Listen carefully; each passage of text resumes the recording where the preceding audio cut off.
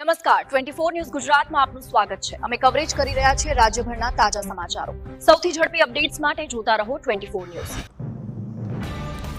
ગુજરાતમાં દારૂબંધીના કડક કાયદાની વાતો વચ્ચે તાપી જિલ્લાના સોનગઢ નગરમાં હકીકત બિલકુલ જુદી જોવા મળી રહી છે। શહેરના ધાર્મિક અને સામાજિક રીતે મહત્વપૂર્ણ સ્થળોની આસપાસ ખુલ્લેઆમ દારૂ પાર્ટીઓ યોજાતી હોવાના દ્રશ્યો સામે આવતા તંત્રની કામગીરી પર ગંભીર સવાલો ઊભા થયા છે। જેમાં માહિતી મુજબ સોનગઢ ખાતે આવેલા શ્રી ગણપતિ બાપા મંદિર તેમજ ડોક્ટર બાબા સાહેબ આંબેડકર ભવન નજીક વારંવાર દારૂ પાર્ટીઓ યોજાતી હોવાના આક્ષેપો છે અને આ પ્રકારની પ્રવૃત્તિઓ માત્ર કાયદાનો ભંગ જ નથી કરતી પરંતુ ધાર્મિક અને સામાજિક લાગણીઓને પણ ઠેસ પહોંચાડે છે। જેમાં સ્થાનિકોમાં આ મુદ્દે ભારે રોષ ફેલાયો છે।